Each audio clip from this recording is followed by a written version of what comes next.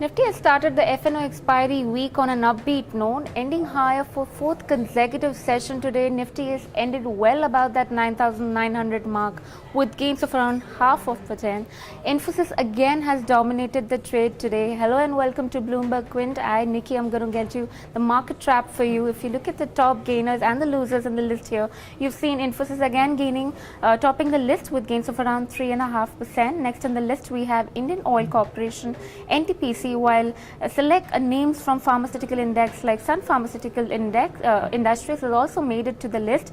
Also surprisingly, we have Adani Group stocks. Now the company is not all the stocks are the components of Nifty index though, but then Adani Ports has made it to the list with the gains of around 2%. On the flip side, you have select pharmaceutical counters like Dr. Reddy.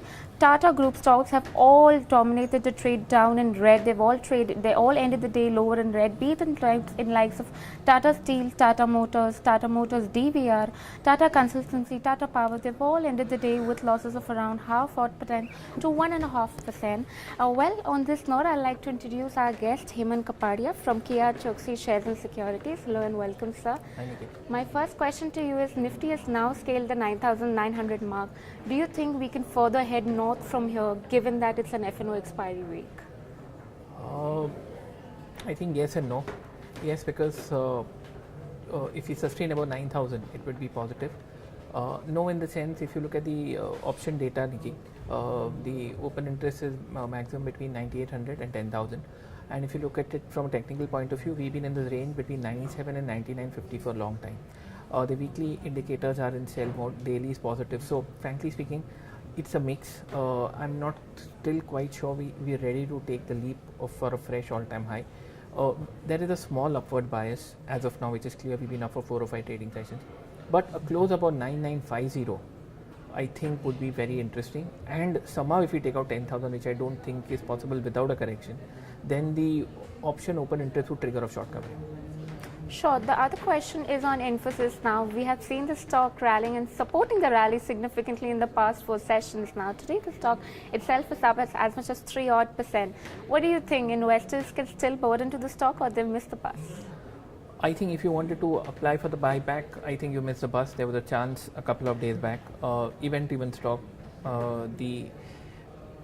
one of the co-founders is coming back, so we've seen a decent recovery coming in. I don't think there's too much of a downside, but if you're going to play for a percentage return, especially for the buyback, I think you sort of missed the bus. Alright, barring Infosys, all the IT names have been down and out. They've not significantly participated in the rally. Do you find anything interesting in that space? Oh, I think technically Mindtree is oversold. I think we've seen a sustained stronger rupee sort of taking its toll on the IT fortunes, and I don't think we're out of that yet. I think if you take a 6 or a 9 month point of view, the rupee is probably going to 60 vis-a-vis the dollar. So I think one needs to be very selective. But like I said, Mindtree is technically oversold, so we see some possible upsides coming in over there. Alright, any particular level that you'd like the investors or the traders to enter in that you'd suggest? I think it posted a low a couple of days back. I think that, if from a trading point of view, I think that low can be used as a stop loss. Alright, in the last 4 days, we have seen select pharmaceutical counters gaining quite a good amount in the range of around 4 to 5%, be it to the like of Sun Pharmaceuticals, Lupin and Aurobindo. Anything interesting that you find in these stocks?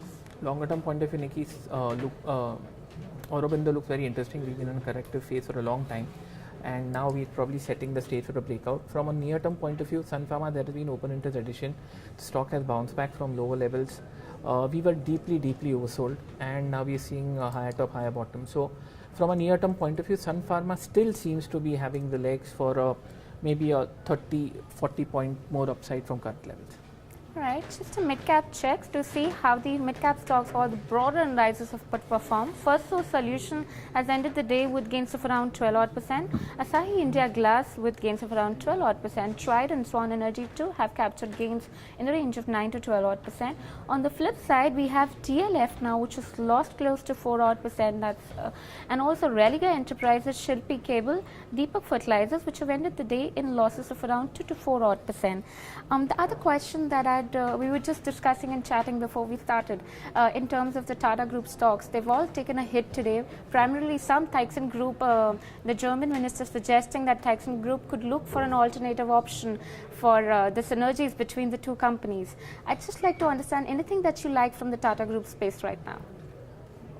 Currently, I think Tata Motors looks interesting. TCS could be because Infosys has moved up. Like you said, Thyssen could be the reason why you've seen Tata Steel run up. Cool off because we've had a decent run up. Tata Power hasn't gone anywhere, but I think Tata Motors, which is interesting. We've been down and out for some time. I don't think there's too much to lose from here. Technically, also it's oversold. It hasn't bottomed out, but we're in the process of doing so. The downside appears relatively limited whether you take it's the Tata Motors or Tata Motors DBR. So I think that's one stock from the Tata Group which I think looks very interesting.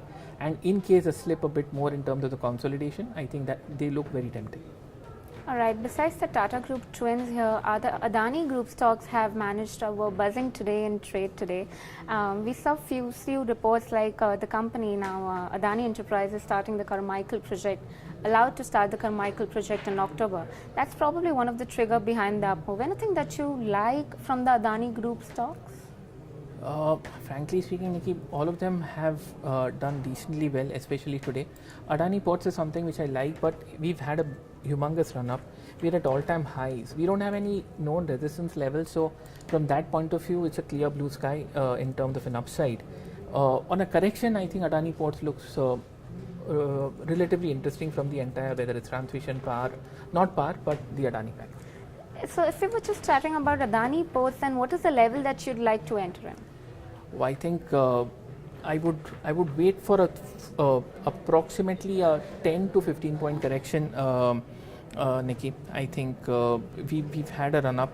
So if we get it around 385 or so, I think that would be interesting.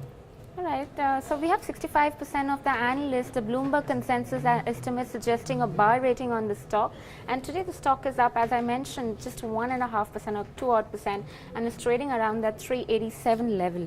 That's that in terms of the mid cap. Anything else apart from these select stocks that we've spoken about you think could be a wealth creation idea? I think GSFC looks very interesting. We've been moving sideways for around 4.5 months. There's a range between 113 and 144. We're at around 138 right now. Breakout comes in at 144. If you see a weekly close above 144, I think that's on the anvil. It could take maybe a few trading sessions here and there, maybe 7 or 10 trading sessions. We're looking at a 10% upside from there. And another FNO stock which looks interesting, Nikki, is Cummins. We are around 890, 892. Downside appears limited to 870.